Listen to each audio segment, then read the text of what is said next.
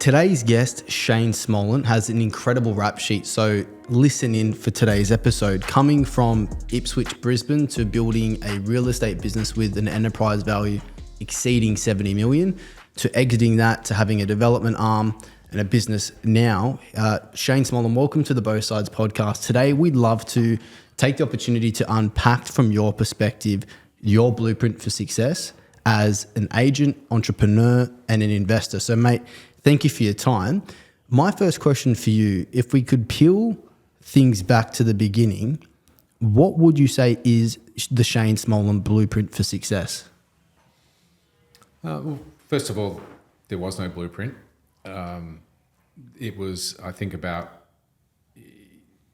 I guess in some ways, fate took its hand, led me towards property. And I guess I was fortunate at a fairly young age, despite sort of coming through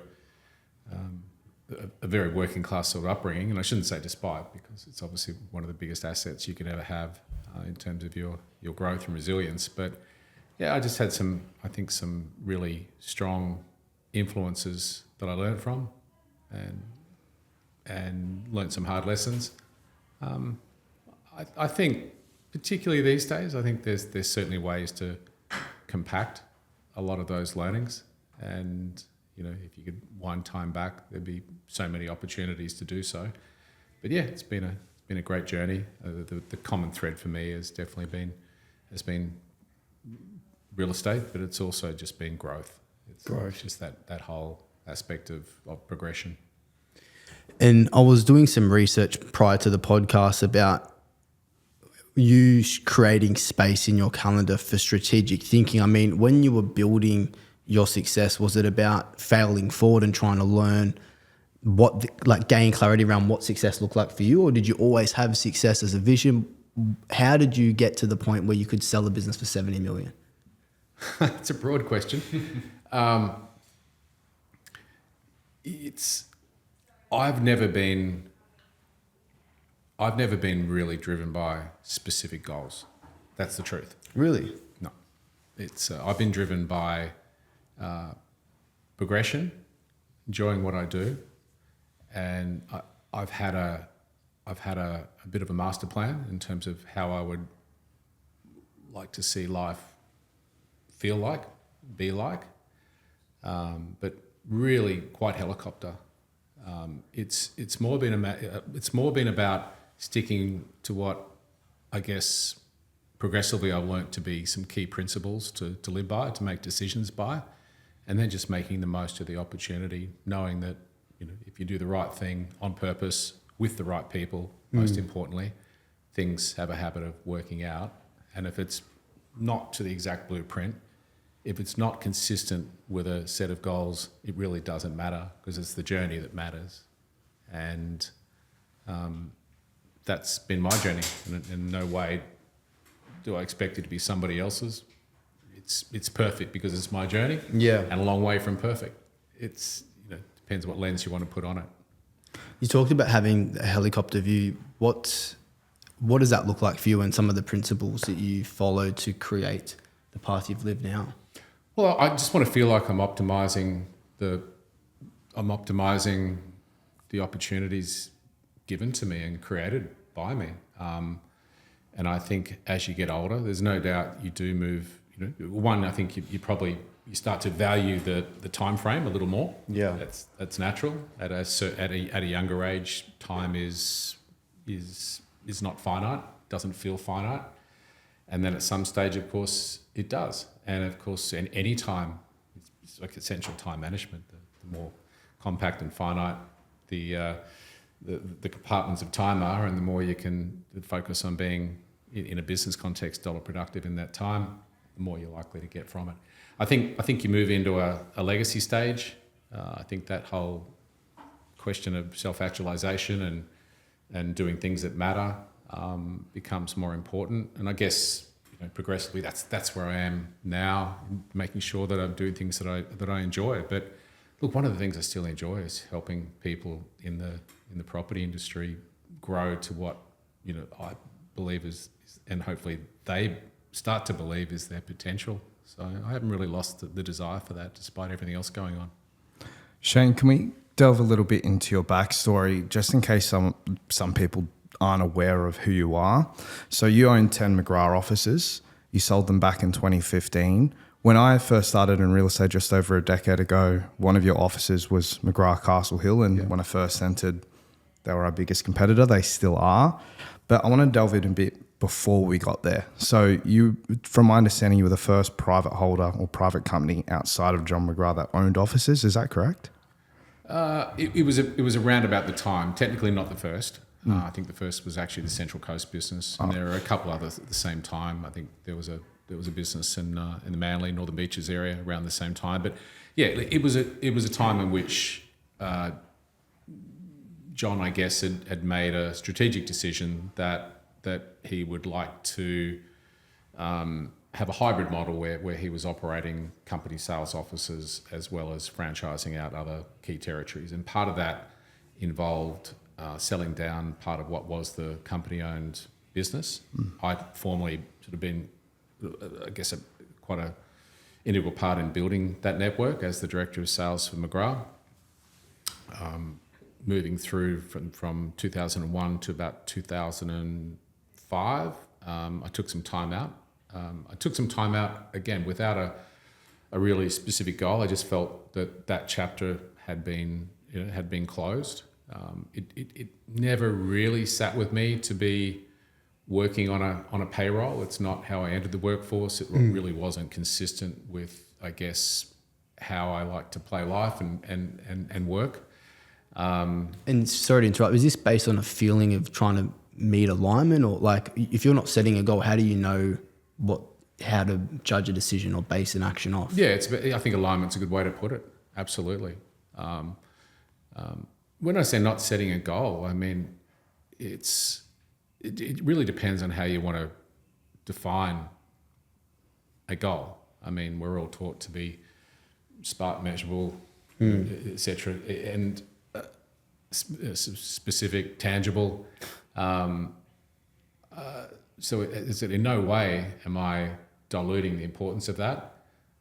But as I said, I just believe that if you understand what you do best, if you have that as a thread in the decisions you make, no matter what exact business choice, for example, you make or other personal pursuit, if you do that around the right people and do it the best you can and make smart decisions and learn from your mistakes, things work out. So I guess that's where I'm coming from. Textbook would say, have your set of goals and work towards them. But I really can't remember a point in my life where I reached what might feel like a zenith, and I wasn't already thinking about what's next. That's just me. Does that mean you don't enjoy the moment? Of course not. Does it mean sometimes you wish you could enjoy the moment more? Yes, it does. And whether it be that moment, whether it's winning a championship or reaching that moment of selling the business, as you mentioned, that was in late 2015, or subsequently some of the beautiful buildings, projects that we've delivered at Central Element, or it's unfortunately or fortunately innate in me that I'm thinking forward. But I think at this stage of life, to me it's a gift, and now it's about really making sure that I'm not only creating space in my life but doing what I want to do. But I still see business as a similar to a sport, and I see sport similar to a business. And to me, others might say it's time to think about fishing off the jetty. Fuck that. I just think that I just think I'd rather look to build a bigger jetty. Certainly over the last couple of decades, motorsport's has been my sport. I grew up as I said, in Ipswich. I was a rugby league player. Definitely don't have the 5'8" halfbacks. Oh no, I was a front rower. I was a front rower with a small turn of pace, but certainly no test player. I think motorsport's been a gift. It really has been. my wife can't understand it. You know, when you have the bad days, which inevitably you do in motorsport, it's a little bit like how you can treat a low-end business. It just tends to strengthen the resolve. You have to learn, a lot. Sometimes it's your mistake. Sometimes it's been taken totally out of your hands. No different to business. And coming back from those moments, rebuilding, having the grit, resetting mentally, regaining that success belief when you're sitting on, the next time you're gritting up, knowing that absolutely anything could happen in about 30 seconds time at turn one.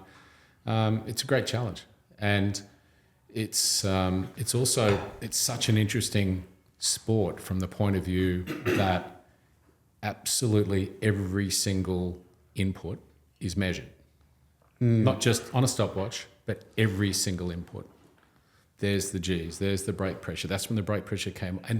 And interestingly, every single input can be measured against a legitimate best in the world level. Oh, wow. So when you start to think about that and start to compare that to business and how much we can get away with and still appear successful and still be successful, relatively speaking, but really a long way from our potential. And motorsport doesn't allow you that luxury. Sure, you can hold trophies up as an amateur because you've beaten other amateurs, but constantly you're reminded what the gap is between how you're performing and what the best in the world is performing at, because they can be potentially in your car doing, in the same car at the same time at the same track. One of my favourite moments in motorsport was winning the Bathurst 6 Hour in 2021 with Shane van Gisbergen. And anybody that knows motorsport knows that he performs at towards right to the high end of a world-class level. So, not only is it an amazing life experience to share a Bathurst podium with a guy like that, and also a close friend, but it also just reminds you what sits in the gap.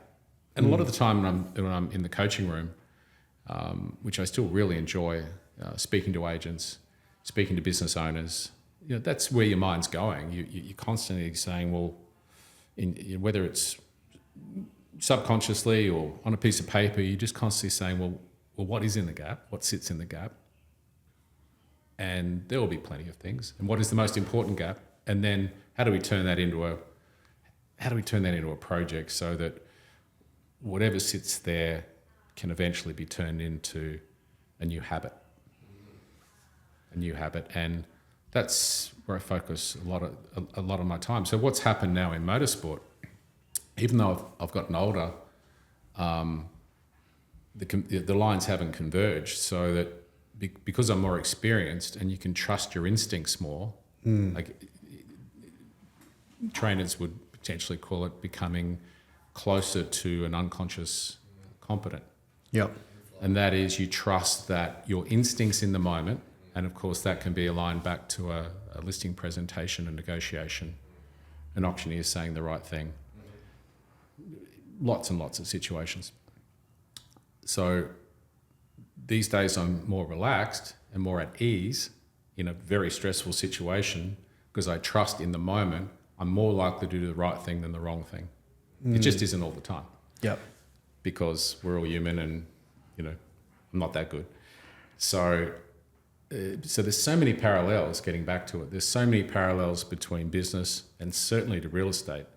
But, I don't know if it's a good or not a good thing. I think it's a good thing. Imagine if you've got the ultimate real estate animal, and I haven't met that person yet, by the way.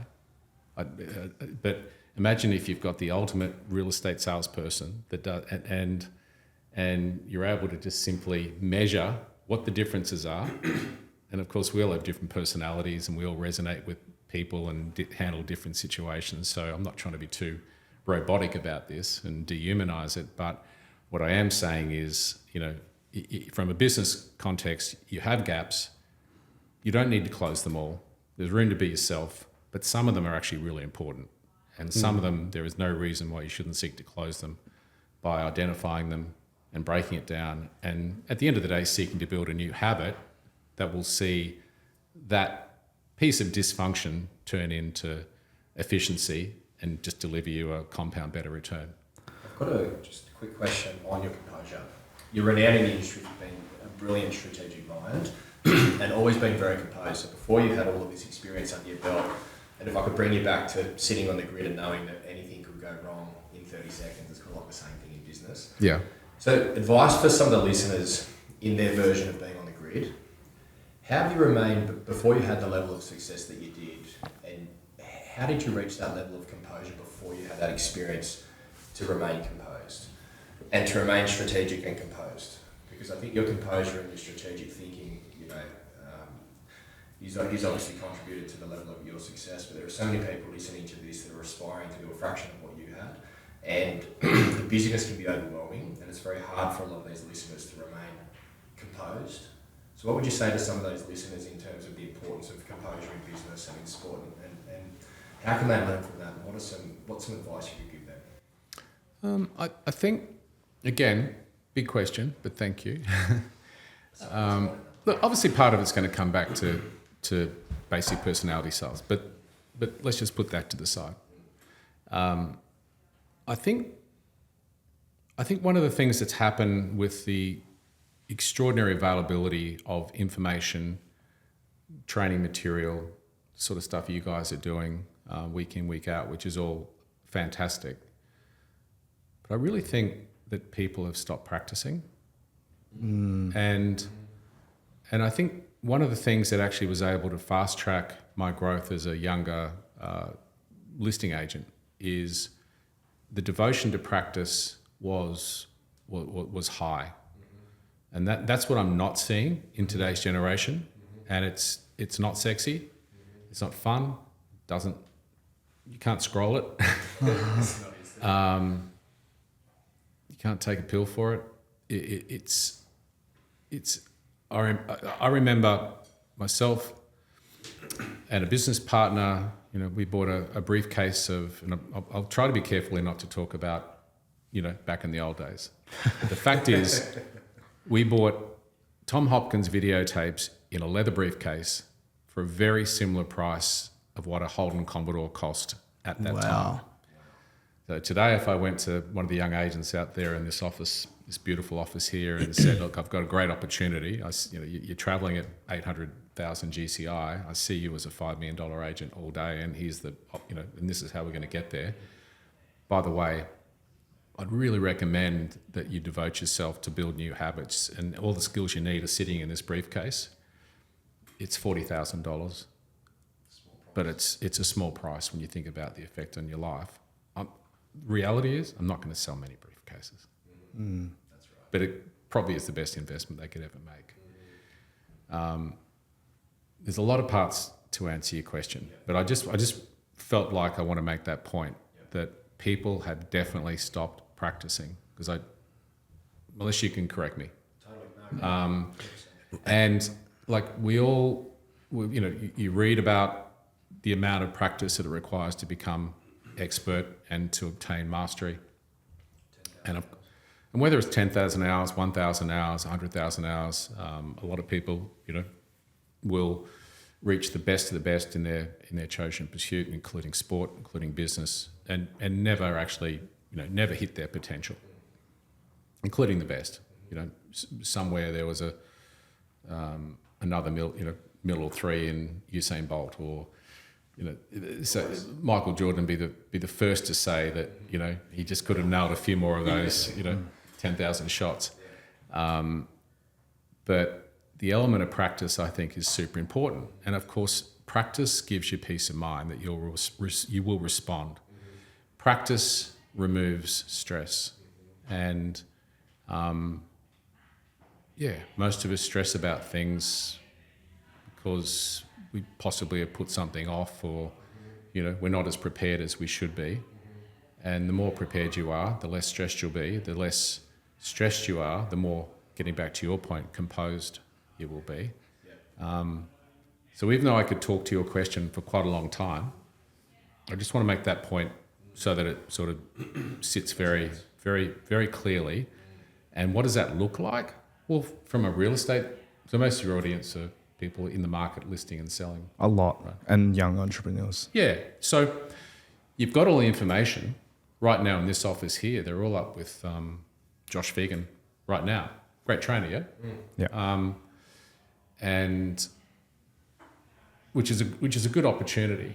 And a bunch of you probably went to ARIC a few weeks back. Great opportunity. But then what? Yeah. And if you find yourself just constantly getting these strokes of energy, high-fiving, but not doing anything to step closer to mastery, which does require you to take that information and assimilate it and practice and practice and practice. Not everything, just the stuff that really matters. When I coach and when I seek to find change, of course I'm not trying to find 5 to 10 different things that need to be changed. Sure, there could be a few, but I'm always searching for that one biggest thing. It's hard enough to make any change. So if you're going to make change from a business perspective, it has to sit in that one biggest thing. From a listing and selling point of view, it almost always will come back to people's habits around time, where they focus their time, where they focus their energy, and oftentimes just to how many people they're speaking to. But that's with respect to as I said, to the mooring lines, to the paradigms that they sit, that how they were brought up, their attitude towards money, how they feel about, how they deserve in their mind success, what feels normal, what feels unattainable, which actually isn't. So there's all those elements going on, which is really rewarding and, to be honest, great fun to deal with, because we're all sitting in our own paradigms. But at the end of the day, if people watching this podcast would find an accountable way to spend 1 to 3 hours more reviewing, practicing, role-playing different scenarios that at the moment are creating significant opportunity cost in their business, it would make the world a difference. What we're trying to do with agents a lot of the time is to just get them to a point where momentum starts to kick in, where they become people's chosen agent before they possibly even know those people, and you start to get them into that runaway, in good to great. I think it was it called the spinning wheel effect? If you go back to that classic business book of Jim Collins, yeah, it was. I think, but you get the message, and I just feel that's critical. One of the things that I sort of ripped apart years and years ago was when $1 Million Agent was being used as a tagline and a symbol of success. It was like, hey, woo, like you cannot be, like I was in Sydney at the time, okay? Now I understand if you're in a small rural town that's only got turnover of X, well, you can't get blood out of a stone. But in Sydney, the stone was large. So you look at $1 Million Agent, even back 10 years ago, by the time you took out, there's some conjunction payments and some referrals and some out-of-area business, and you sort of got it back to the core of the business. $1 Million Agent rarely was in the top 2 or 3 agents within their area. So it's like, well, hang on, that's not how to be a momentum player. That's how to do things in a really difficult way. This $1 Million Agent thing is something we're going to transition through, because 3 or 4 million is way easier. You're able to delegate more. Success is breeding success. $1 million, even though to the public that sounds like such an extraordinary amount of money, in terms of what we do, it's actually a representative of you're grinding away. Yeah. And there's going to be gaps everywhere in that business. That is an inefficient business. Now, if you say that in the wrong way, or if this was publicised more broadly, it would be, are these entitled guys serious? $1 million? But it's quite limiting. Someone's going to clip you up, Shane. Yeah. It's a really self-limiting tag. So hopefully $1 Million Agent's no longer a thing, is it? No, I don't think so. Coming back to the motorsport park, and then I'll revert back to the verticals. I want to stay on this conversation line before we jump. How, Shane, has your art to practice your craft evolved as you've gone from agent to business entrepreneur? Something that I'll give you a real life example for myself.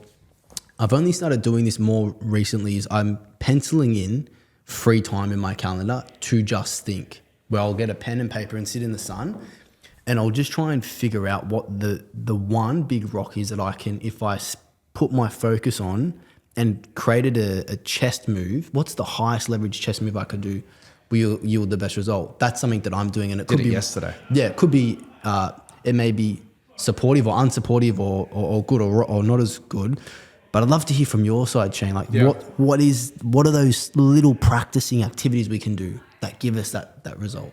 Yeah, I'm just I've really tuned my awareness to. I've really tuned my awareness to be able to to be able to put a value proposition to where I'm going to put my energy. So I waste time, but I'm pretty clear on when it's rarely wasted time. It might be creating space, it might be doing nothing, but all of these things have a value. I think in the busyness of life, people try, how full the diary is can be a representative of how productive they're being, and it's usually the opposite. I mean, a diary that has no space in it that's just not tall poppy behavior for most people. You need space.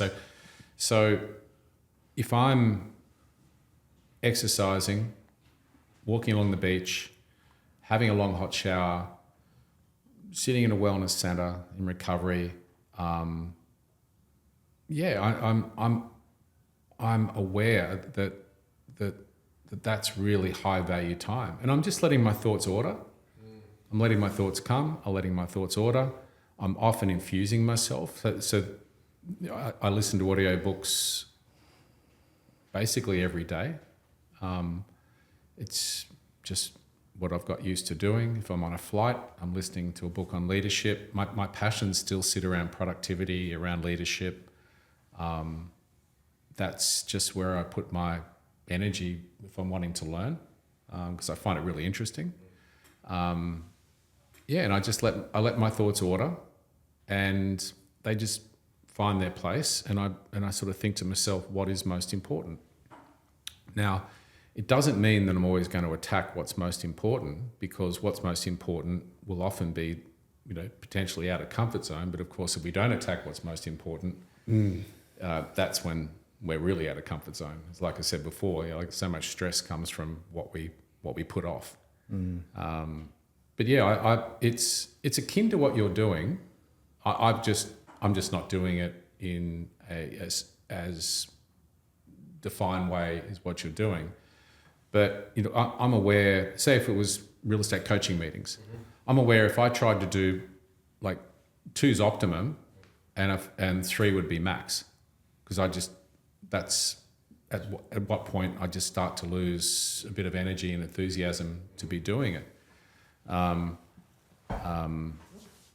So even when I had the 11 offices and I was had as much on as ever, I would just definitely wouldn't put anything in my diary before 10 normally, and it would be unusual to have something in my diary after 4, because I knew I was at work 7 days anyway. It's just because I quite enjoy the process of thinking and strategizing, and it's not from a strategy point of view, it's not a rocket science business. No. In terms of growing large agency, it's not rocket science. It really is just about optimizing every last ounce of the market opportunity and doing it with the best possible people, great culture, winning culture, and making sure each of those people, to as close as what you can get it, are on a pathway that sees them optimizing not just their business, but their life. And all of us along the way, just changing our paradigm around what that means. And none of us are Elon or Bezos, or we're just having a crack. But in our own little journey, making sure that we're progressing. And I don't really see there shouldn't be too much need for Groundhog Day at all. Things can be better almost every day. When you have those high performers in your offices, and how have you maintained them at a high level, and how have you created those high performers when they weren't? Is it just consistent training, or is it? Well, first of all, the best way for people to become high performers is to be around other high performers. So it's sort of moving to the end rather than the start. It's self-fulfilling, yeah? Because that's, at the end of the day, the influence of high performers being around high performers is going to be the most compelling and effective component, yeah? But, it starts with finding the right people, but I've never found the exact recipe for that. Yeah, sure, we had psychometrics and, of course, interview process. But other than looking at track record and relying somewhat on gut feeling, I've never found the exact recipe. But constantly we found people who had solid track record that clearly were not anywhere close to their potential. And we saw our business as a place that people could reach their potential. So if I was recruiting agents, we were representing the McGrath brand at the time. I mean, I wasn't really promoting marketing and brand profile, and I as not even close to what I was introducing them to being in a place where they could, be the best they could be. And how do you maintain culture then across several offices? Because one's hard, two's harder. And 10's a lot easier than 2. Well, agents are also egotistical. What does that mean? There's a lot of egos in real estate. I see a lot of butting heads. Thankfully, not in our office, but I've seen a lot, especially in my area. There have been some offices where they've actually split recently. So how have you maintained culture with high performers across several offices? Sure. Well, look, it starts with yourself. I was quite clear on what the values of the business were, which were just a straight overlay of what my values were. So that made it easy. That sat in terms of leadership. And so if I was sharing the values of the business, it sat with leadership. Leadership not in the context of who has CEO on their business card, but leadership from the context of being a leader means understanding the value of contribution, of certainly leading your marketplace, of helping and understanding the value of just being part of a great team and contributing. And so leadership was important, fairness was important. So really dealing with situations fairly, constantly, I guess, being win-win in all situations possible. In terms of respect for each other, self-respect in terms of your own actions, your own behaviours, how you deal with your clients. Quality was another value within our business. I mean, it's a long time ago now, but I don't really, it's still really easy to sort of fall back to what these were because they're still important to these days, but just acting and doing in a quality fashion. They're simple words. Each of the businesses, so both holistically and at a local level, because every culture was different, right? Even though you've got that DNA that goes through the business, that emanates from yourself, from the leadership team, from John, in people that went before them. But every culture is still different. Like if you walk into our office in Lane Cove, it's going to be a bit different to how you'd walk into Hunters Hill, Epping, Castle Hill. So each of those businesses had, call it team law if you like, but they sat and they talked about how they wanted to behave as a team. And that's really helpful because obviously whether you're a coach or a manager, and there's a big difference, it's always better if you can have people align on how they want to act and for you to support them to do so. It's the same with as a coach. I'm just simply trying to get people to the point that they say, this is not where I want to be. This is actually where I believe I can be. This is what it would mean to my life, to my family. This is what sits in the gap, getting back to where we started a little earlier. and this is what I need to do differently to get there. Can you help me? Whereas, a manager is likely to say, well, Josh, we had you down for 500 grand, mate, you've done 350. Like you're not cutting it. You're going to have to, step up, big fella, or we'll be finding somebody else for your trade area. I'm trying to get people to the point that they go, this is just really, really important. Did you have one key figure in your business that was communicating that across all the businesses? Was it you? Me. Yeah. Yeah. How often did you check in? How often did? Frequently. Frequently, weekly. So these management meetings, bilateral across these businesses. What do those meetings look like? Can you give us a rundown? Which meetings? So I guess just checking in with the people running did you have principals running those offices? We had a sales management team that could have one office or could have multiple. It just depended on the capacity of the manager, the geography, and the size of the businesses, and the availability of talent. Like it's that is a key leverage part of the business. Like it's interesting in a lot of multi-office businesses that they'll spend a lot of money and time on sales training, but there's still it's rare for there to be enough investment into leadership development. Yeah. So, but coming back to it, so we had you have your foundation in terms of how you meet, how you come together. Part of that is what a local business can do on a weekly basis. It could be on what the whole group could do on a monthly or a quarterly basis, and then the big fun events on a by yearly basis. Is that 6 monthly? Yeah. Yeah. And so you've got those foundation. Some of those became a real legacy through the business. Our Aspire program, where we took people to some of the most exotic places on the earth with their partners, that certainly become a legacy through the business. Some of our events, but honestly,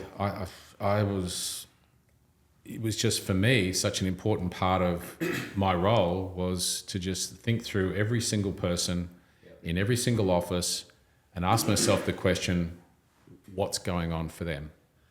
Which of course is not always about a deal. Okay. It's what's going on for them and their family. What's going on in health? Just making sure that I was, that was important to me as I sort of started to, I guess, delegate more of the really sort of regular routine coaching, and I was probably doing a bit more sort of serious change, turnaround sort of stuff, or change, a little bit of change management in terms of when people are really ready to step up.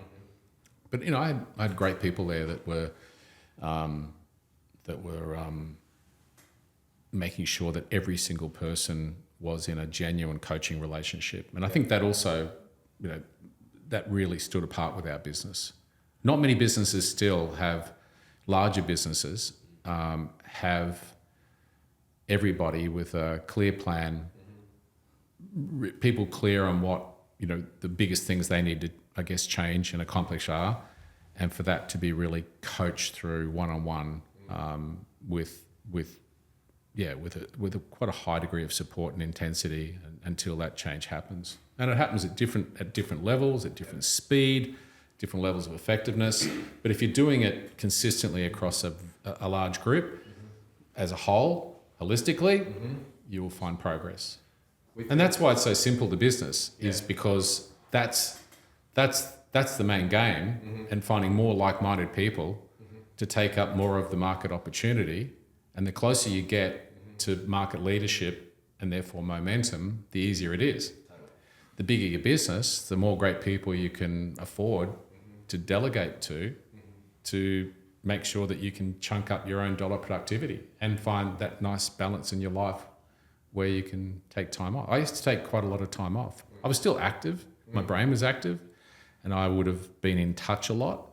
But I always took the view I'd rather, take a bit more time off and stay reasonably available than fall off the perch and have to go and take 2 weeks out with the phone off and what's happened to Shane. It's sort of, yeah. We found a lot of success in our version of that. We created a leadership panel. We just found that our speed to action and quality throughout the business just dramatically increased. You know, Yeah. because of that messaging that's so key in terms of leadership culture and that coaching ethos being translated to all the other stuff through your leadership panel, it compounds quickly. Oh, I couldn't agree more. The more you can engage people, the more people that can come to that can come together, lead by example, be heard. It's consistent message. Yeah, people need to know your direction. Right? They need to know what the plan is.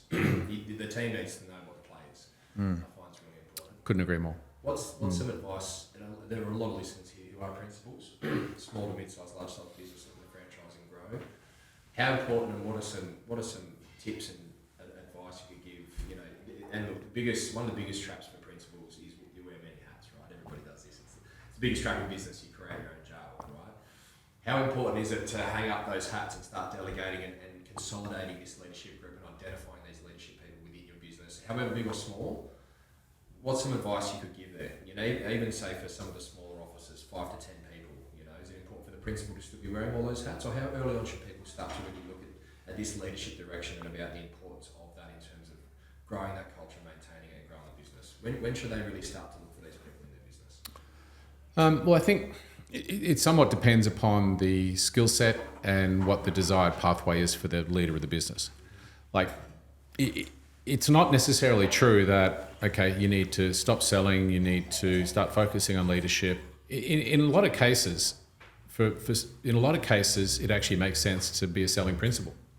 Now that's sort of contrary. That's certainly wasn't my journey, and it's contrary. And I guess you had some of those decisions recently. You chose to sort of wind down selling and increase leadership, which is fantastic, and particularly in your situation, was quite brave, and which I really respected. But for some people, if they're not trying to empire build in terms of building a significant multi-office network, from a profitability point of view, and keeping in mind that business is there to make a profit, if we're just focusing on profitability, for a leading agent principal, sometimes it just makes more sense for them to sell their backside off, move from being a $2 or $3 million agent to a $5 or $6 million agent, still leave plenty of room for others to develop, and to invest in leadership to help grow and still be obviously a major inspiration through the business. For other people, that's not the case. For other people, they're doing way too much operational stuff. You just get back to that age-old principle of dollar productivity. They're constantly working at low dollar productivity, falling in the door at night going, that was the busiest day of all time, and been sorting out problems. Half the problems are because of wrong people. The other half are because of wrong systems. And then they shouldn't have been doing just about all of it anyway. And it's like how to find that clarity to be advised. Where do you find clarity to be able to make those changes? We all know real estate agents, need trainers and coaches, and that's an easy one. But not many principals have actually got a coach. I was going to ask, how did you, when you are the leader and you've stepped away from selling and you're the prime source that the others come to, how are you sharpening your tools? Constant, like depends on what stage of my career. If you go back quite early, when in the early days of being a principal, like I was actually based here in the Gold Coast. You didn't have access to what you have now, but we were, despite not really having the budgets, we were annually at the NAR conference. Which is where I found Dr. Fred Gross. Actually, walked into who actually was in terms of some of the guiding principles of making decisions and leading your life. There's no doubt he was a really strong influence for me, as he has been for many other people. But I found him in a room. I walked into the session late. It was a hushed room. It was probably 500, 600 people in the room. He was running a guided meditation. I didn't know who he was. I just saw this thing that said "How to Live a Magnificent Life," and I thought, I'm up for that. So I walked in, and it was Dr. Fred, who had a strong New York accent, but actually turns out was based in Christchurch. And I made contact with him. He was doing a guided meditation on basically, sitting on a rock and yourself at 90, talking to yourself now at, how old are you, Josh? 28? Yeah. And I made contact with him, and we brought him to Australia and created the first mastermind group. actually I ran into another Kiwi a few days ago who was actually a really strong guide in my life as well, Peter Gilchrist, who we brought to Australia for the first time as well. Another South Islander at the time, Dunedin. So there's some good people over there. And so I definitely had some influences in my life, and I've always naturally read, and like we used to be in planes going not only to NAR, but in the early days, we spent a lot of time in Sydney. I saw John McGrath on 60 Minutes with Simon Reynolds, and that was in 1991. Rang him up and said, "Can we catch up?" All of a sudden, we're in his office and going, "This is cool," and we were learning a lot. And I spent a lot of time with some of the best operators in Melbourne, and it was just so exciting because, as I said before, I think the extraordinary availability of information has in some way sort of devalued it, which is a shame because there's so much more available now. Somehow people still find a way to find a glass ceiling despite everything. It doesn't make sense, does it? When you think about it, the technology, the marketing options, the case studies, we were only just starting to play with the concept of team or EBU, or call it what you may. There's no doubt the personal assistant was a thing, but we were playing with it. We were evolving it. These days there's so many great case studies, but people still find a glass ceiling. And average sale prices have gone through the roof. Market volumes are strong. Why is that? And that really interests me. Do you think that's because some people are lazy? Because I got told something. Yeah, go on. I got told something today. So one of your co-drivers, Justin Rugia, I was on the phone to him just prior to this. You won the 3 out of 4 races, Sydney Motorsport Park in 2023 in endurance with him. He said something that you were all in or nothing in everything you do. So there's 2 ways you go. You either go in halfway job or you're all in or nothing. Do you think it's because a lot of people just are half jobbing it? Yeah. Not obsessed? Yeah, but I mean, it's forgivable. It's understandable. I understand it. It's because, of course, I have my own. So, so I understand where it comes from. I think reasonably well, and I think it's exciting, and it just applies to all of us in some way. Like if we're all just sitting here sitting around the fire, having a big honesty check with each other, it's not like we're going to find heaps of stuff, but it's the imperfection that also makes us the perfect examples we are, and that's the journey. And we're going to pass from this life, and we're going to leave plenty behind, but we've also brought plenty with us, and hopefully leave a legacy for those that move forward, and are better for the experience. But we all make ridiculous amounts of mistakes, and so in the case of a real estate, if you're talking about a real estate professional, it sort of makes sense. It's like if there's a lot of fear in people to move forward and change their habits. It's so much easier to stay comfortable, Fear of failure. Yeah, it's like, you don't want a heart attack to have to stop eating What happens fried if you foods, and it's like it's sometimes hard to make change ahead of dire need. A lot of people that are, you might say, are lazy are actually, their kids are in school, their mortgage is being paid, they went to Los Angeles, so to their peers, to their partner, most of them are actually traveling along quite nicely. And therefore they can stay in a comfort zone and not be judged.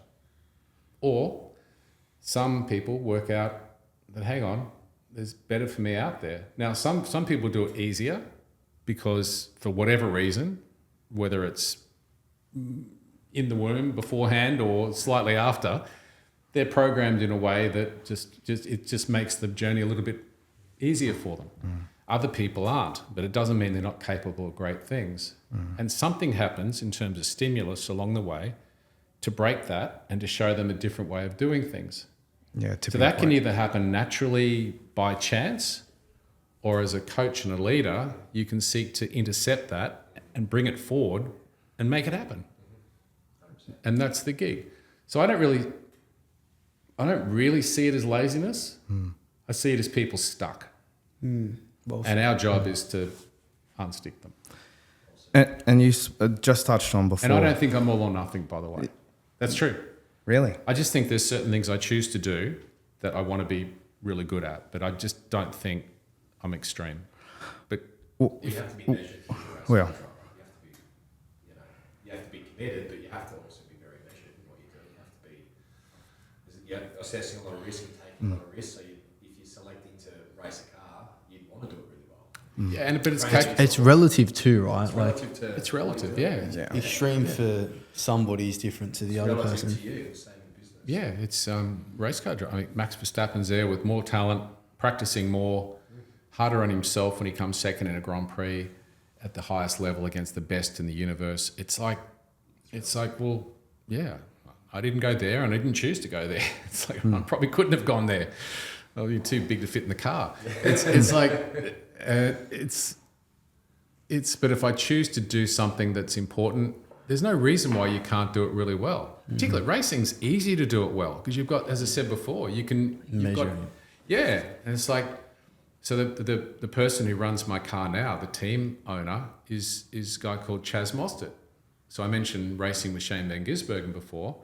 Now, Chaz is a world-class driver and a world-class bloke who is competitive with anybody. He was in the final of the Race of Champions against Seb Loeb only a couple of months ago at Core Stadium. And it's like, so, I could be, sure, with more of a backyard outfit, probably save a few dollars, but it's like these experiences are just so exciting when you can work with the best. And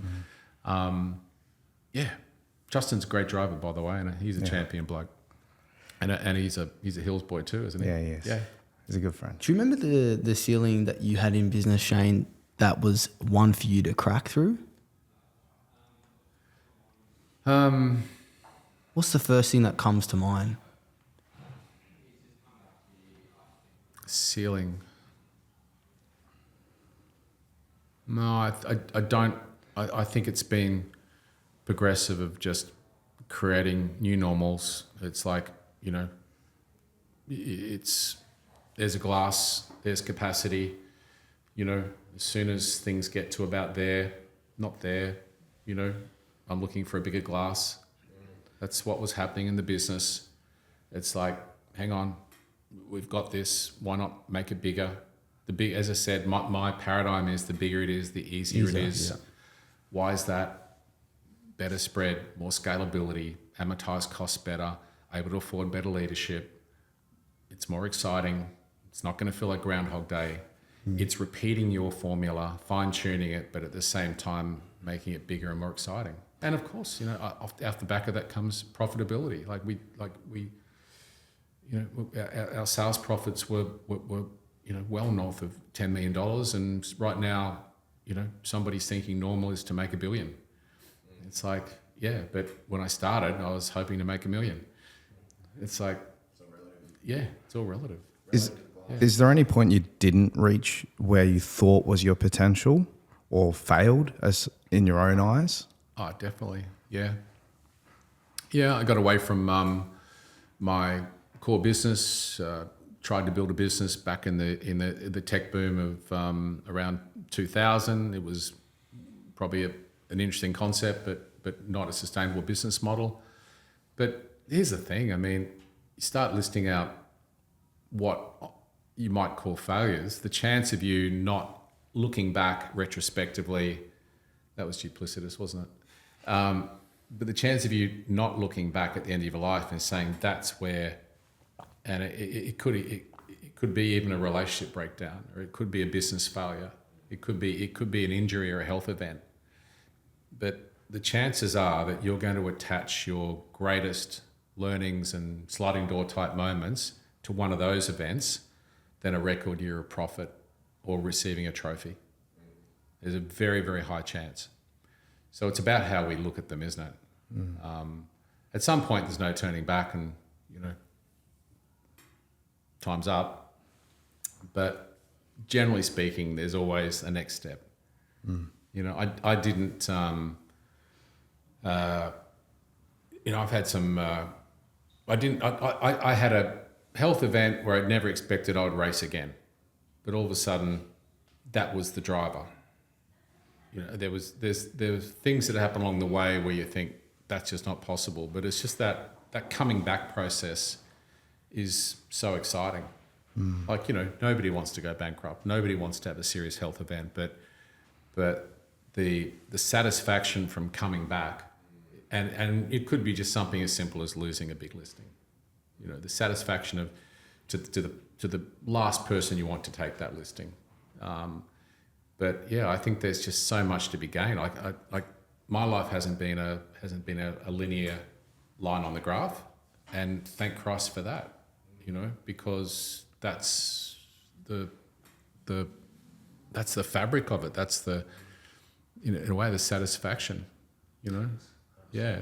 What was the biggest tipping point for you? Like a point of something that's gone wrong that tipped you in the right way. What was the biggest tipping point for you?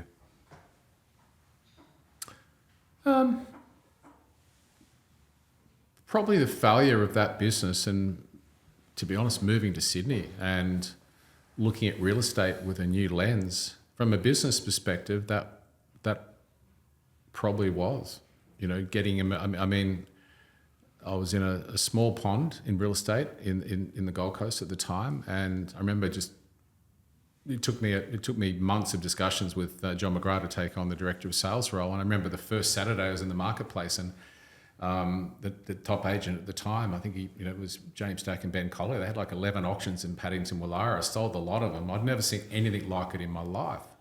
And I think, and that's why those trips to America and, meeting some of the, iconic agents over there who at the time were basically real estate agencies. They had up to 10, 11, 12 people on their teams, but just, starting to really understand delegation and dollar productivity and going, hang on, this can be so much bigger. Whereas before that, sure, we were doing some neat marketing stuff and were quite successful, but really just working by the seat of our pants. I think really starting to understand that some of the key principles of productivity and success, and just understanding there's actually no limit. You can take this a long way.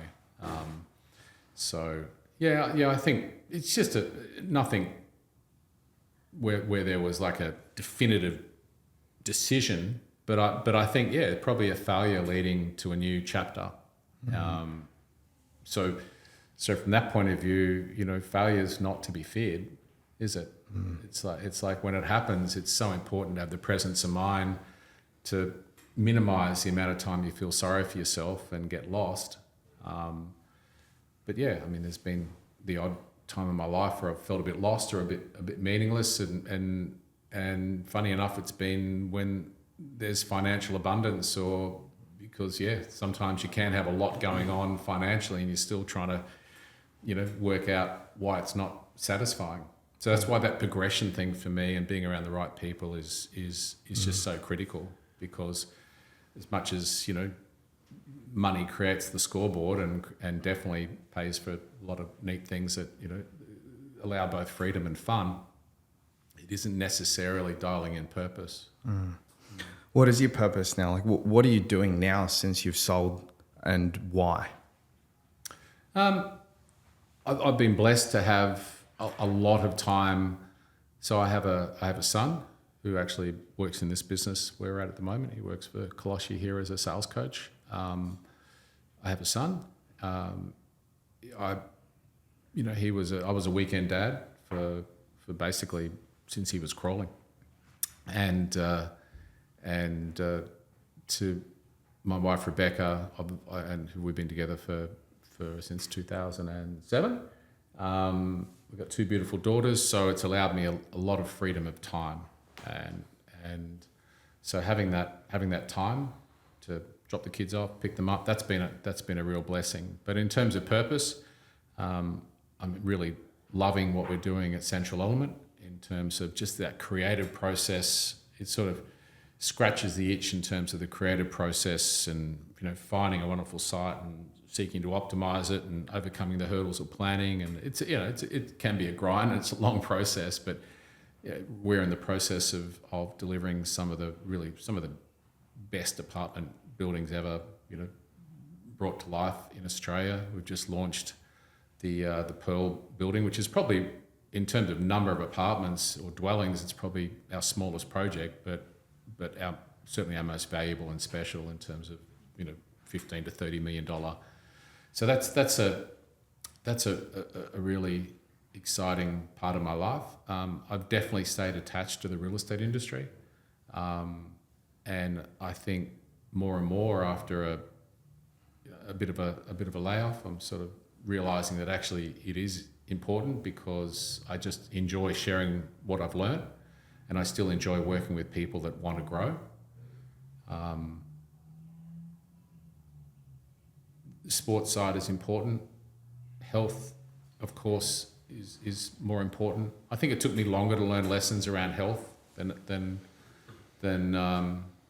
others, but it certainly for some years, health and exercise and diet and just making sure I'm tuned into how I'm feeling is an important element. I just think there's all the areas of your life and the areas that I have happening in my life in terms of relationship and family and business and the aspects of business and sport and travel. We've just come back from a great trip to Europe. We're fortunate enough to have a boat over in Europe, and my wife and I would both say those quiet moments where you've got weeks of time on your side to just cruise through waters that are, you don't see another boat for a week in some cases like that. They're very, very special moments. It's probably, from a material point of view, one of the nicest things that having a little bit of success has been able to afford us. I don't know. I'm not hopefully trying to ask too much of life. We're just enjoying what I'm doing. And I think you raised a really good point early on about just designing the day that you actually enjoy, designing life and moments that you actually enjoy day to day. And I think going back to Dan's comment about just giving yourself that space and not overcomplicating it and over-designing it, I think is really critical. You can almost give yourself too much to do and you forget just to enjoy the moments when they're there. But I think it's funny. You nailed it, when you said, you can get to a level of success and still be burying in the back of your mind trying to find the fulfillment. And I think a lot of successful business people can feel very lonely and feel like they've hit their big GCI year, they've hired their 10 staff, they wrote their 5 million, but they're like, holy shit, I'm burnt out, I haven't seen the kids for 2 weeks, and it's really hard to claw back that fulfillment, and because you can't get that back. And I guess for the listeners, a lot of the people listening, they are hungry business people, hungry entrepreneurs, developers, business owners, and a lot of the people listening have their blinkers on, and I think advice like this is so critical for whether you're day one in this journey or, year 10 in this journey, about remembering the importance of actually enjoying the journey. I think that's so... Well, that's all it is. Because if you're waiting for the utopia moment, just stop waiting. It's like... It is the moment. That's it. That's exactly right. It's the moment, and look, we all love things to look forward to. It's important to have things to look forward to, but there's no doubt I could qualify as busy, but I can assure you, I work backwards. I really do try and work backwards to the most important things. My wife might watch this and maybe agree or maybe disagree, but there's the most important things. I can assure you, whatever they are, there is enough time for them. For sure. The chance, if you were going that hard that you haven't seen the kids, if you haven't been tucking them in, if you haven't been saying goodnight, don't try and tuck in a 15-year-old, by the way. It doesn't work. But if you haven't been doing that stuff, if you keep putting off that holiday to Europe that your wife actually, keeps talking about, then you're going to pay a big price. You're paying for it in some way. You're paying for it and you're not enjoying the journey all the way through to potential divorce or disillusionment. It's like There's a price. You have to wake up. And the thing is, I don't know anybody who's doing that much business that they can't compress what they're doing and get the same or more result. I don't know anybody. I haven't met anybody.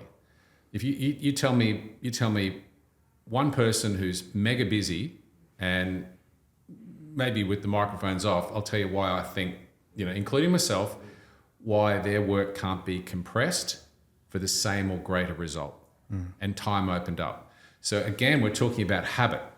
Before you spoke about lazy people, now in a way we're speaking about unlazy people, but who are still a victim to their habits. Fred Gross taught me that. My RX speech was actually built off a lot of Fred Gross's framework around the 15-minute calendar. It was actually in my talk. Yeah. Around prioritising that time and compressing it, and you can do a 3-hour job. It's like if you give a kid 3 hours to clean a room, it'll take 3 hours. If you give them 15 minutes, they'll likely clean it in 15 minutes. Of course. So, and I think that principle can be applied to everyone, and that's a really good hack. Is print a 15-minute calendar and see when you're being busy and productive. It's, you can fit the kids' pick up and kids' soccer in there. Of course. But you can make excuses too. What do they say? Work expands to fill the available time. That's right. And so give work less time. Do it smarter for better outcomes. Totally. The trouble is you'll have that much time you won't know what to do with yourself. So make sure you think about that. Just don't pick up the broom and keep it easy. Yeah. I can assure you, after I just slight segue, but when I sold my business that you mentioned before in late 2015, I still had plenty on my plate. Central Element was growing. I was advising back to McGrath. Had a couple of businesses that I was a consultant to, but really I had oodles of time. And just the sense that, a big key part of my, it is like a big part of my life had been ripped out. And I don't know if it was depression or whether it was just some, low moments, because I couldn't put together how could I have reached this point of having this success and it not feeling like how I thought it and how it should. And I can tell you many people feel that way. And I think, it's a critical thing to get your head around, particularly when you start thinking about exit, when you think about divestment, when you talk about retirement per se. I don't really have a concept of retirement like a lot of entrepreneurial style people. It's just, you want to make the most of, it doesn't feel like there's an end point, but of course from you also want to make sure your affairs are progressively lower risk and tidier should something happen. But yeah, it's like that big chunk of purpose and daily activity that was taken out of my life. It was quite weird. Why did you sell? Because I think you've got to be smart enough in life to know when opportunity presents, to take it on board and, just be, I think you do have to be commercial about it. You have to remember, our business was a franchised business. We didn't own the brand IP. So it was a large business for its type. So if there's an opportunity to divest that makes sense and move on to another chapter, it deserves consideration. Financially, would I be today better off if I had have kept it? Every chance, to be fair, because it was good and it was growing. And but it's hard. You don't know, and it's sort of irrelevant anyway. It was a decision, and I still think it was the right decision, but easily could have not have sold. I was enjoying it. My partners were enjoying it. I had 5% partners. They're good friends. 2 have since passed, unfortunately. Sorry to hear. Which was Wayne and Brent, which is a tragic reminder that we're only here for a finite time. And but yeah, none of my partners were excited about the sale. I can assure you, nobody. A couple were more accepting. A couple were pissed off at me for a while. But we're all good mates, and they trusted me that I made the right decision. It was a good decision. It just wasn't the only decision, which is a good place to be. In terms of investment, so where I think a lot of agents go wrong is where they're placing money. and they can go wrong when they're making good money. Yeah. What did you see these good agents invest in, and what did you invest in yourself? Well, I think the smartest strategy first of all, it's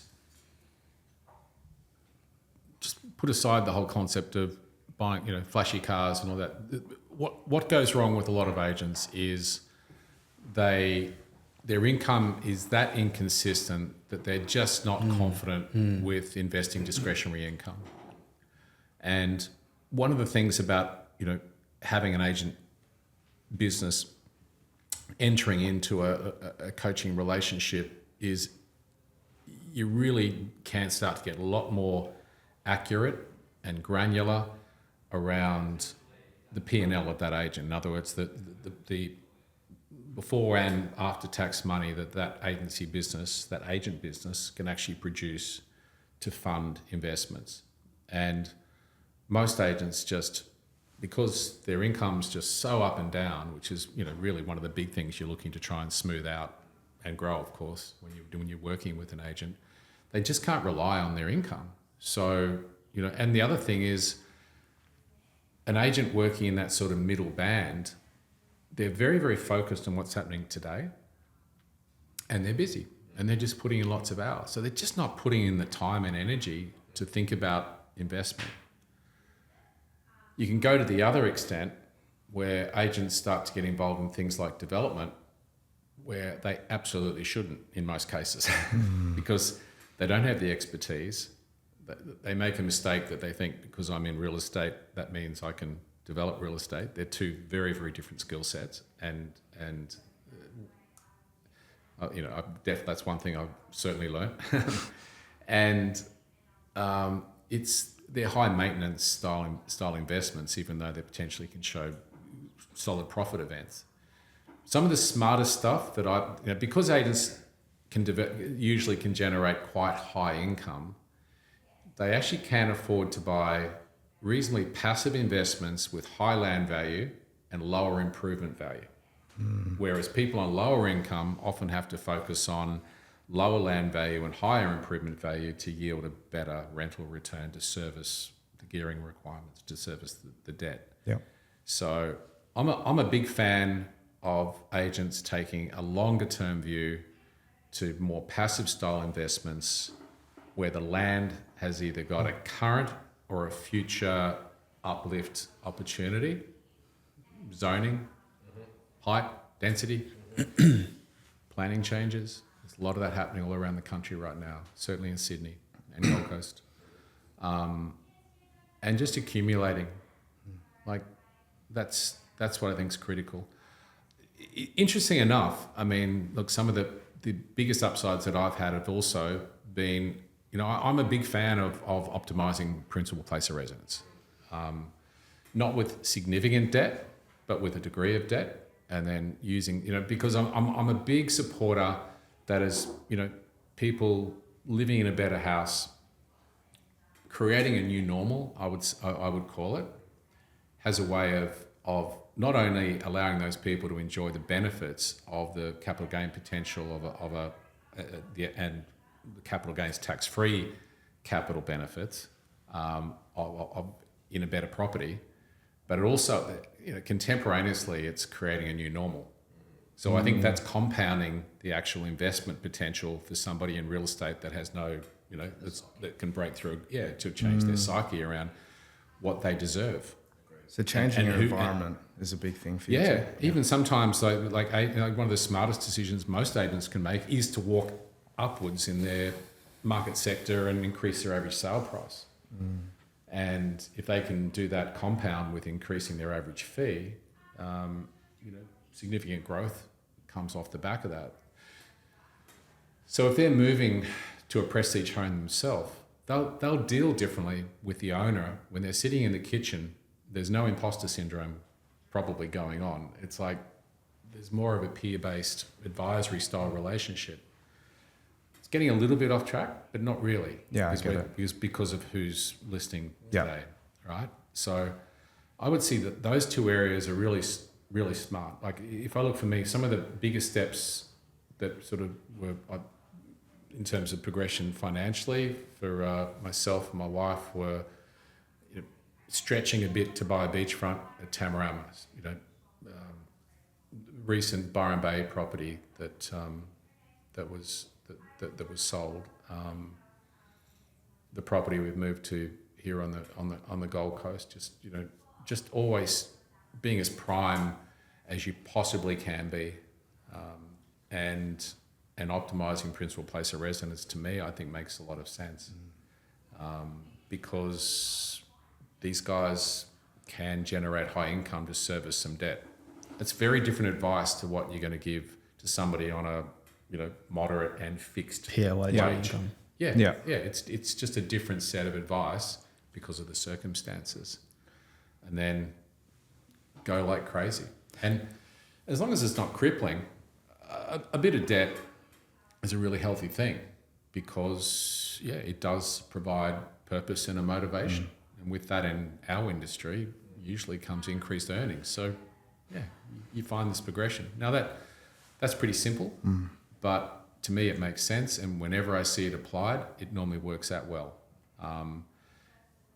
But PPR and lower income, high land value, strategic rental investments. I would say stick to those two. There are times in market cycles where you look like absolute heroes buying early off plan. I mean, we're seeing that on the Gold Coast at the moment. The developers probably are not happy given their increasing delivery costs, but people who have bought long stalled projects that are now finalising 3 years ago are making significant gains. But in that particular instance, you need the cycle behind you. Right? We all look like heroes when the cycle's behind us. Yeah. The same with just in real estate sales. You go through a boom and people get carried away until you say, well, actually your market share hasn't gone up at all. So therefore your business hasn't grown. But it's great you've earned more money. Like, we all enjoy an upward cycle, but it's not real. They go up, they go down. You need increase in market share if you want to say you're growing. So you not only have you managed a lot of agents, but you've bought and sold a lot of properties throughout the country. Who's the best agent you've ever seen or dealt with, and what did they do differently or more of? Well, I don't want to lose any friends either. Can I add to Kevin's question, Shane, which with the investment piece, before an agent has the consistent earning income to invest in maybe a negatively geared asset, going back to Kevin's question of what makes a good agent stand out, how can they also build that in consistent income? The best way to build consistent income is to be much more focused on a monthly budget, a plan to really understand the drivers that drive future performance, and just get out of the now.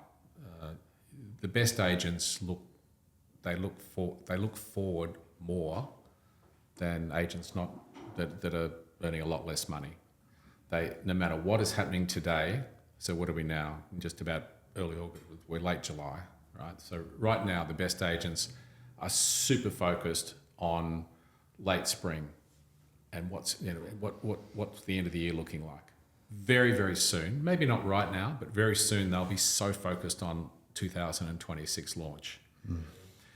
One of the things I do with an agent when we break down what's possible is I really do get very specific around what we're looking to achieve on a month-to-month basis. We're looking at where the prime selling months are of the year and how we can optimize those. We're looking to make sure, we're basically trying to take out as many of those troughs as humanly possible throughout a year, because it's not at all about how do you sell twice as many properties in a month. It's how do we have less poor months, and then at the same time, what are some strategies to increase average sale price and average fee, and then compound those together. And if you compound those together in a lot of cases, you'll find that you actually don't have to turn into a superhuman in any particular month. But it's usually, for most people, it's the troughs that are the killer and that create the inconsistency, and therefore the fear around not having consistent income, which would be have a stalling effect on committing to investments, because their cash flow and they're their cash balance is just constantly sort of getting from abundance into scarcity, moving there. So that budgeting and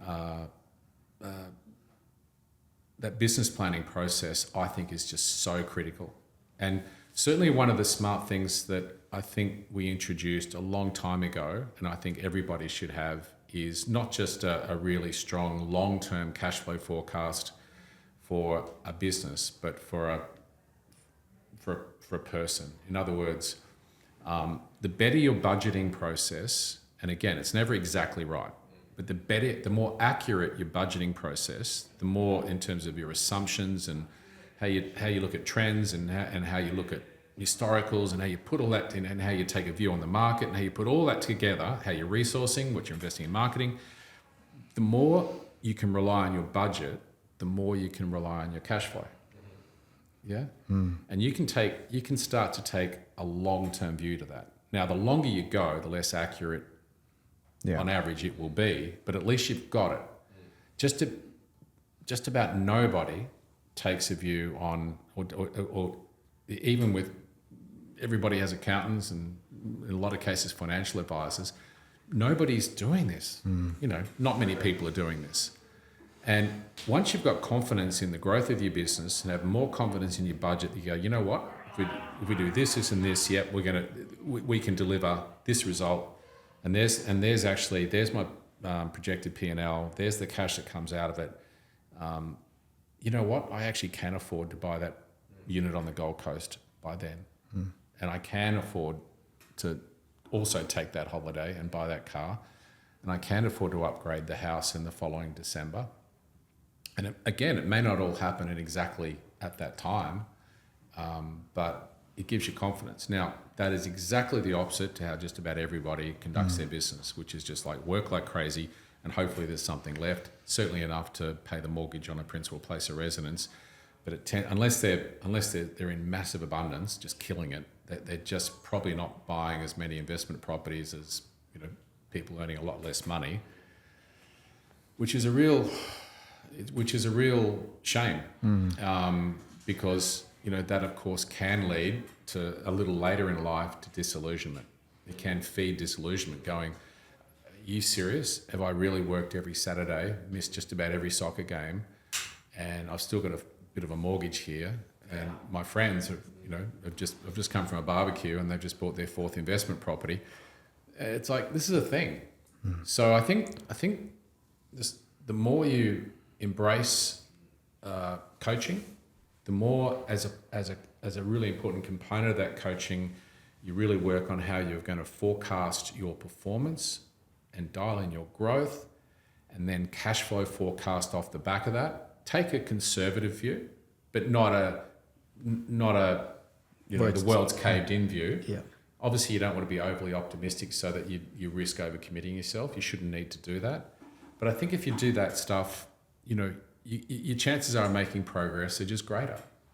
You can start to crystallize a future reality that, in the absence of that type of planning, you're just having a stab and hoping for the best. I'm not letting you avoid the question. Who's the best and why? It's just there's just the best at First of all, metro markets favour metro high value markets. Of course, are going to favour GCI, and this is the thing. Like if it's all about where can I earn the most money in real estate, it's probably going to be in a prime metro market. Having said that, some of the best agents in Australia work in prime metro markets. They have to be. But look, Gold Coast, the principal of this business is right up there. Mike Colosci, in terms of I bought my house room. I like the way he does business, and the score's on the board. You go to Brisbane, you just look to the... What's the common denominator across them? Most of them are really smart with their time management. They have a a success anticipation that doesn't present itself in brash, egotistical style behaviour. They're very consultative, but they value their time. They're prepared to ask hard questions. They're not intimidated by wealthy prestige property owners. They have process, so therefore, and in doing so, therefore, they must mitigate their days on market. At the end of the day, whilst we sell our expertise, we're basically selling our time. And for every listing you don't sell, for every listing you don't take, for every listing that takes 4 months rather than 1 month to sell at the very best price possible, there's a cost, and the cost is in time. So, well, there are other costs, and there are certainly costs to the client, but yeah, it's like they're efficient, I guess is what I'm saying. They're efficient. They have time for other people. The busiest and the best have time for other people. The number, in terms of my partners, all of them had time for other people and still do. Whether Wayne Vaughan, Brent Courtney, John Peranchi, Tracy Dixon, Peter Chauncey, they're open to helping. They don't think their time's that precious that as if I've got time. It's like they make time for others and they give. I've got on 2 of my projects, I have Alex Phillips working on both of those projects. Alex, if you're listening, sell hard, buddy. But yeah, no, he was on my team as a 20-year-old, and it's just wonderful, his journey, and I still enjoy having a word to him now and again. But he was probably the leading local agent when we sold a house. He didn't sell the house, but I must say, when we did speak to some agents, I remember my wife saying if we had to choose an agent, it'd be Alex. And it was just pragmatic advice. It was factual, knew his marketplace back to front. No verbose, intricate presentations. It was a bunch of brochures and case studies. It was simple, works hard, makes the phone calls. You're dealing with the real deal. It's like, all the top people in McGrath that I've been closest with. I'm probably a little bit out of touch now with Melbourne, but used to love to seeing what James Tosterman did back in the day, but and probably still is. I'm just a bit out of touch. I really admire what Phil Harris has achieved in a relatively small city in Adelaide. Look, I could go on. I mean, what Alex Jordan has achieved, and love spending time with. A couple of times I've caught up with Tony O'Doherty. I mean, he's got such a wonderful personality and approach, and how couldn't you list with him? Look, the list goes on, to be honest, and already I've offended probably way too many people. But I think there's some awesome people out there. I love spending time with the best people in our industry. I can't think of too many people that I'd describe as egotistical. I just think they're great at their craft. And like I said before, all of them have got plenty of room to grow, because once you're in that momentum stage, it's as big as you want it to be.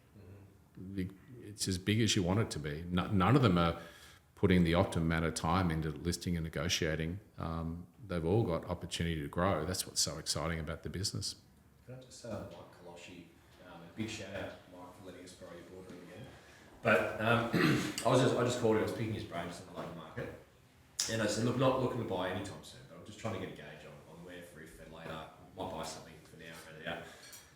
But just going back to your comment about even the best always give their time, the busiest always give their time. Yeah. Like he offered, he goes, mate, come jump in the car, we'll peel out for a few hours. He goes, I'm happy to show you around so you get your head around it. He goes, I'd also like to show you a couple of properties that aren't mine, that I think are really good pockets of value. Not going to get paid, just trying to help me. Took the time out of his day to do that. The guys are only $200 a year. So I think for those that are listening, and not everybody's doing $10 million a year, but there's a real big lesson to be learned there about the value of time and the value of being of service, I feel. Yeah. And I experienced that firsthand with him just last week, and I thought there was I'd actually hung up the phone and I thought, holy shit, I could do so much better. Yeah. Like you can always make excuses to be too busy. And I thought if he can make time, I can make time. There's another lesson there, and that is just that basic concept of core area. Yeah. Like the core of his business has been 3 streets. Yeah, they're 3 pretty cool streets, but still 3 streets. And even though there's plenty of business that, of course, is generated therefore through relationships and what's spun off, but Hedges Avenue, Albatross Avenue, and Monaco Street have been the core of that business now for probably best part of a couple of decades. So, and yeah, it's the same with you talking to Alex. I mean, so much of his business is done, but around that sort of Bronte type area. Look, they're wonderful areas, but look, there's a lot of agents that would benefit if they were more concise with their core area as an anchor to their business. Not totally constraining as the only place they make money, but as an anchor. And typically in people that are sort of nowhere near their income potential, they're just going crazy wherever they can. And it's only when you really understand the benefits of high market share and the way that just self-perpetuates, you really start to get it. So I know, say with Peter Chauncey, you guys know Pete? Know of him, yeah. Yeah, he's an awesome agent and person. And when he moved from, he was in a listing partnership doing apartments in North Lane Cove, right? So obviously quite a low relative average sale price, splitting every deal. And cut a long story short, we moved him to a small patch, which was part of a suburb called Narrabeen, which he to this day dominates. He certainly probably dominates a lot more than that these days. But he was just that focused that if something wasn't in that patch, it would take a lot for him to list it. He would give away, conjunct refer, absolutely everything that wasn't in that patch until he well established himself and felt he was ready to move out. Where at the moment, most agents just don't understand the opportunity cost of having, in some cases no core. In a lot of cases they have a core area, but they're at low market share. And because of that, they fall into scarcity and they'll go and grab and dilute their brand, dilute their time, create this massive opportunity cost factor rather than just invest for the first few years back into that area so that, again, you have that spinning wheel effect and things can grow out from there as they've done from him. And he's been cranking out sort of 5+ for a long time and built an impressive array of investment properties and has taken a fairly simple approach to it, which is bought a lot of great quality property that he hasn't sold, and he's doing nicely. Your shout for lunch, buddy. Mate, I really appreciate your time. And in closing the podcast, I'd love to just get one last piece of advice. If you could give some comments to your 28-year-old self to optimize his high performance, what would it be? Focus more on health for sure. So basic. Full stop. It's so basic, yeah. Health is energy. Health is optimism. I think I've had to, battle against too many periods of low energy and putting up with sleep that isn't optimum. And when you're energized, you can rule the world if you've got your basic principles and a few good folk around you. But you can have all of those elements. If health isn't in place, there's no way you can leverage all of that. It's just not possible. Or if you do, something's going to break badly. So I'm sorry it's such a basic answer. Well, it sounds like it's a central element. Yeah, that's the answer. You get it. Shane Smollen, thank you so much. Appreciate it. Thank you. Absolute pleasure, boys. Thank you.